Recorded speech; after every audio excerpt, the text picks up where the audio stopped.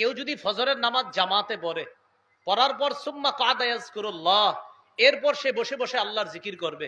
মা বোনরা বাসায় ফজর পড়বে, পড়ার পর জায়নামাজে বসে আল্লাহর জিকির করবে হাত্তা তাতলু আশ-শামসু, সূর্য ওঠা পর্যন্ত। সূর্য ওঠার পর হারাম সময় আছে, নিষিদ্ধ সময়, ওই নিষিদ্ধ সময়ের পর সাল্লা রাকাতাইন, 2 রাকাত নামাজ পড়বে।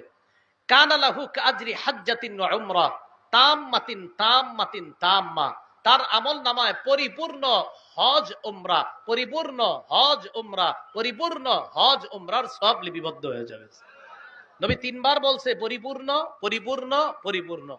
কোন নামাজ জামাতে পড়তে হবে? তাহলে ফজর জামাতে পড়ার পর বসে বসে তাসবিহ পড়বেন সূর্য ওঠা পর্যন্ত।